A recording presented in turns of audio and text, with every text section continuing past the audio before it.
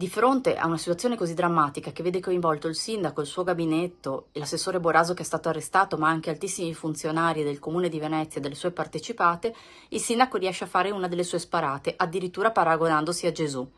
Evidentemente il sindaco non conosce bene la Bibbia e comunque dovrebbe avere l'umiltà di non fare certi tipi di paragoni e chiedere scusa invece alla città per quanto sta accadendo. Nessuno ha offeso il sindaco nel dibattito in consiglio comunale e non accettiamo alcuna morale da chi ha fatto dell'insulto, del dileggio e dell'umiliazione dell'avversario la sua pratica quotidiana. È molto dura la reazione del Partito Democratico veneziano di fronte alla prima uscita pubblica di Luigi Brugnaro dall'avvio dell'inchiesta giudiziaria che sta attraversando il comune. Le citazioni della Passione, da Barabba alla Via Crucis, pronunciate dal primo cittadino al Consiglio della città metropolitana, sono definite metafore improbabili da Giovanni Andrea Martini di tutta la città insieme. Che ci si rifaccia a metafore evangeliche è veramente singolare e fa capire quanto in difficoltà sia il nostro sindaco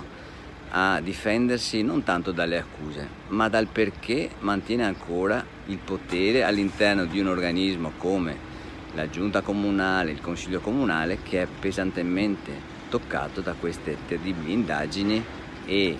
vertice politico e vertice amministrativo sono sotto il faro e sotto la bufera giudiziaria. È evidente che questa giunta non ha più la credibilità necessaria per guidare la città, da un lato per le vicende ovviamente emerse giudiziarie, ma anche per quanto non fatto o fatto in questi anni, di fatto distruggendo la città. È evidente poi che questa amministrazione, lo abbiamo visto, e a prescindere da come andrà a finire l'inchiesta giudiziaria, pensa più agli interessi privati piuttosto che a quelli pubblici. Invece Venezia deve tornare in mano ai suoi cittadini, deve essere una città invece che guarda al bene collettivo, al bene pubblico e non agli singoli interessi privati.